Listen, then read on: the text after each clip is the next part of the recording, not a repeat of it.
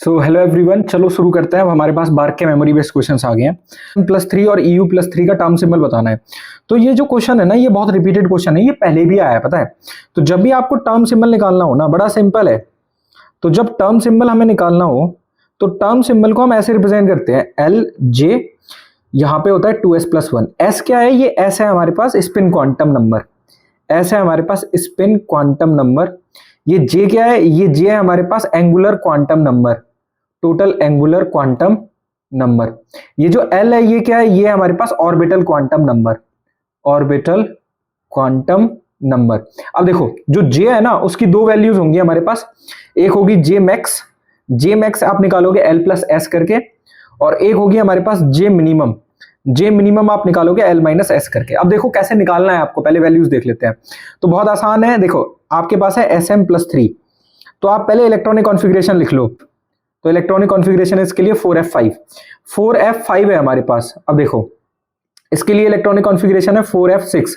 सो 4f5 का मतलब ये है 1 2 3 4 5, 1 2 3 4 5 6 7। तो 4f5 का मतलब ये हो गया, ये यहां से शुरू होगा हमारे पास +3 +2 +1 0 -1 -2 -3।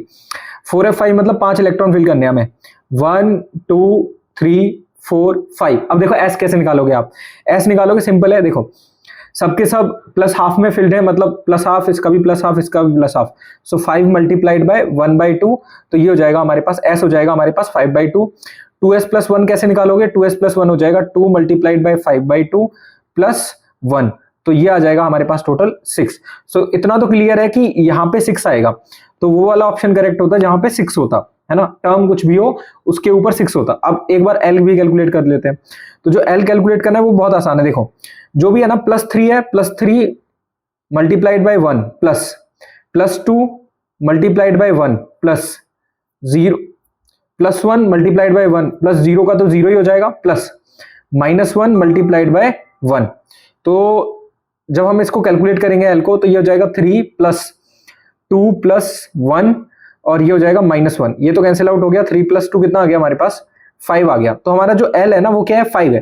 तो हमें ध्यान रखना है, देखो L 0 है तो ये होता है S, L 1 है तो ये होता है हमारे पास P। जो टर्म होता है L की वैल्यूज के अकॉर्डिंग, 0 तो S, 1 है तो P, 2 है तो SPD, 3 है तो F, 4 है तो G, 5 है तो H। तो इसका मतलब एंड सो ऑन, 6 है तो I। इसका मतलब L की वैल्यू 5 है, तो हमारे पास जो टर्म हो जाएगा वो क्या हो जाएगा? वो हो जाएगा H। टर्म तो फाइंड आउट कर लिया हमने, H। अच्छा 2s+1, उसके ऊपर जो आने वाला है वैल्यू वो कौन सी है? वो है हमारे पास 6। ओके, सिमिलरली अब हमें निकालना है हमारे पास J की वैल्यू। तो देखो ग्राउंड स्टेट टर्म निकालनी है आपको। ग्राउंड स्टेट टर्म मतलब L-S, तो आप L-S करोगे, अब L-S करोगे आप। तो देखो L-S जब आप करोगे तो S है आपका कितना? 5/2। L कितना है आपका? L है आपका 5, तो L-S कितना हो जाएगा? 5 - 5/2। तो जब 5 - 5/2 करोगे तो ये हो जाएगा 10 - 5/2, तो ये कितना हो जाएगा? 5/2। तो ये जो टर्म सिंबल है वो क्या आ गया? 5/2। सिमिलरली आप इसके लिए भी कैलकुलेट कर सकते हो। 3 के लिए कितना है? 7f0। तो आई होप ये दोनों टर्म सिंबल क्लियर होंगे आपको। तो इस पर्टिकुलर क्वेश्चन में Sm+3 के लिए आंसर होना था H, और यहाँ पे आ गया 6, यहाँ पे आ गया 5/2। EU+3 के लिए होना था हमारे पास F, यहाँ पे आ गया 0 और यहाँ पे आ गया 7। तो ये आंसर था हमारा। Next, set of non zero dipole movement molecules. अच्छा अगेन डाइपोल मूवमेंट बताना है आपको। कार्बन डबल बॉन्ड हो, इसका डाइपोल मूवमेंट 0 हो गया। नेक्स्ट है H2Cl2 H2O2 के सिमिलर ही होता है। देखो H2O2 का स्ट्रक्चर ऐसा होता है, इसका डाइपोल मूवमेंट 0 नहीं होता, ध्यान रखना है, इसका डाइपोल मूवमेंट 0 नहीं होता। सिमिलरली H2Cl2 का भी डाइपोल मूवमेंट 0 नहीं होता। नेक्स्ट है, हमें बताना है Orgel diagram of D2 configuration. अच्छा ये ऑर्गल डायग्राम से, अगर आप ऑर्गल डायग्राम देखोगे तो जो ऑर्गल डायग्राम देखोगे तो उसके अकॉर्डिंग आपको डिसाइड करना है कि कौन सी कॉन्फ़िगरेशन से मैच कर रहा है। नेक्स्ट था फ्रॉम द केमिकल काइनेटिक्स, एक रिएक्शन दी है A + 2B gives P। If the rate change from 0.5 mole per litre to 1 mole per litre on doubling the concentration of A keeping the concentration of B, find the order of the reaction with respect to A। अब देखो, अब जैसे ही आप लिखोगे rate law के according, तो देखो rate हो जाएगा K, concentration of A raised to power alpha, concentration of B raised to power beta. Okay इसको आप m और n भी लिख सकते हो। अब देखो if the rate changes from 0.5 to 1, कह रहे हैं कि जो रेट है वो 0.5 से 1 चेंज हो रही है, तो इनिशियली रेट अगर 0.5 है, on doubling the concentration of A, एक ही कॉन्सेंट्रेशन को डबल करना है, बी की कॉन्सेंट्रेशन को सेम रखना है, 1 हो जाएगा के, अगर हमने ए की कॉन्सेंट्रेशन को डबल कर दिया, बी की कॉन्सेंट्रेशन को सेम रखा, ये हो जाएगा अल्फा, ये हो जाएगा बीटा।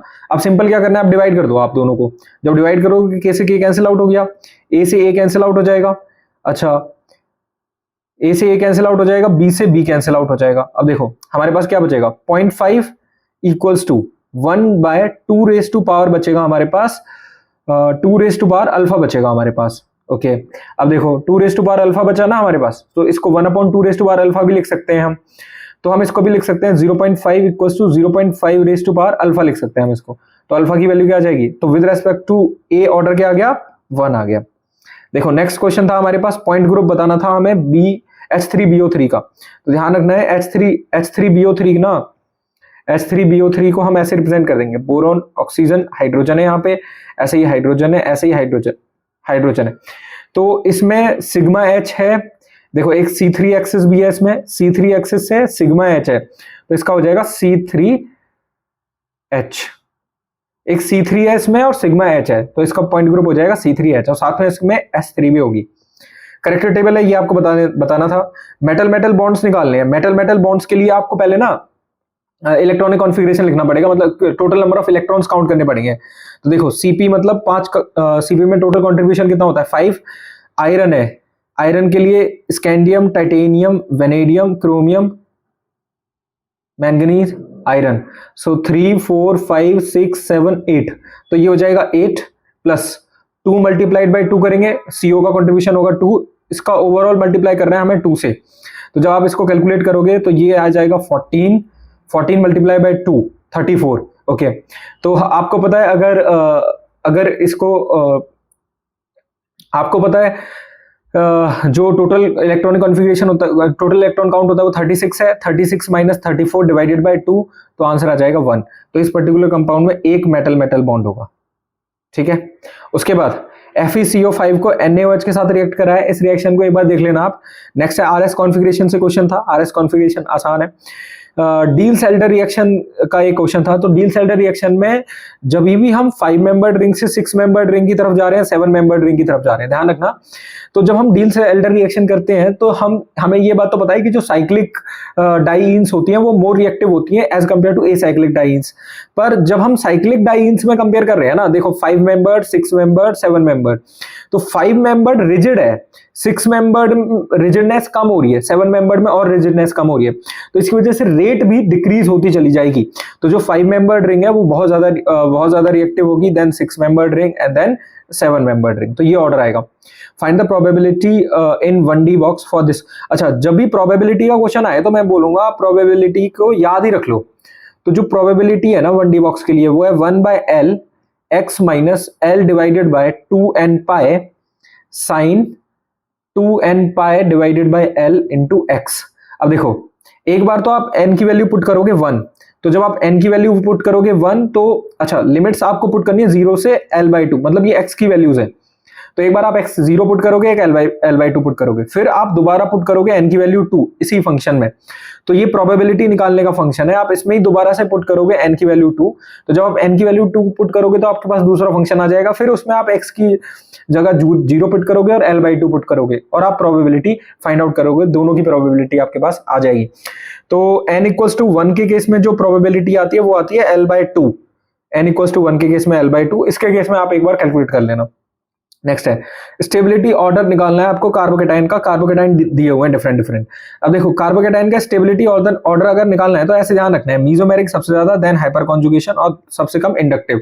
अब देखो अगर आप इसको देखोगे तो यहाँ पर फिर इसमें ना ये जो कार्बन है, ये जो कार्बन है, ये sp2 कार्बन है, ये भी sp2 कार्बन है। तो इसका मतलब ये तो पक्का सबसे ज्यादा रिएक्टिव है, क्योंकि ये sp2 कार्बन पे पॉजिटिव चार्ज आ रहा है, तो ये सबसे ज्यादा रिएक्टिव है। उसके बाद देखो, उसके बाद अगर आप बी पे आओगे तो बी में ये sp2 कार्बन है, इस पे पॉजिटिव चार्ज है, ये भी sp2 कार्बन है, इस पे पॉजिटिव चार्ज है। पर इसमें डिफरेंस क्या है, इन दोनों में डिफरेंस क्या है, ये यहाँ पे हमारे पास यहाँ पे CH3 है, इसके साथ हमारे पास हाइड्रोजन कनेक्टेड है, इसके साथ हमारे पास CH3 कनेक्टेड है। तो अगर इसमें CH3 कनेक्टेड है तो हमारे पास देन हो जाएगा C एंड देन हो जाएगा B। तो ये ऐसे ध्यान रखना है। नेक्स्ट है हमारे पास फाइंड द प्रोडक्ट निकालना है। HBr के साथ रिएक्शन करवाई, अब देखो इसमें ना हाइड्राइड शिफ्ट होगी, तो ये हाइड्रोजन यहाँ से यहाँ जाएगा, तो यहाँ पे स्टेबल कार्बोकेटाइन बनेगा और यहीं पे Br कनेक्ट होगा, कार्बन यहाँ पे CH3, फिर एक और CH3, यहाँ पे Br आ गया, यहाँ पे CH2 सिंगल बॉन्ड CH3। तो ये आपका मेजर प्रोडक्ट बनेगा इसमें, हाइड्राइड शिफ्ट की वजह से हाइड्रोजन शिफ्ट हुई है इसमें। नेक्स्ट है मेजर प्रोडक्ट बताना है। देखो ये यहाँ पे टर्शरी अल्कोहल है, कार्बन होगा यहाँ पे, तो जब आप टर्शरी अल्कोहल के साथ रिएक्शन करोगे तो देखो MgBr यहाँ पे डेल्टा नेगेटिव है, अल्कोहल है ROH होता है आपके पास, है ना, टर्शरी अल्कोहल हो, H माइनस प्रोवाइड कर सकता है, तो एसिड बेस रिएक्शन होगी, ये H माइनस पे अटैक करेगा, तो आपके पास जनरल जो जनरेट होके आएगा वो क्या होके आएगा, यहाँ पे हाइड्रोजन कनेक्ट हो जाएगा, मतलब CH3 यहाँ पे लग जाएगा। अच्छा, फिर जब आप इसकी फर्दर हाइड्रोलिसिस कराओगे तो कुछ नहीं होगा, यही आपका मेन प्रोडक्ट रहेगा बाद में भी।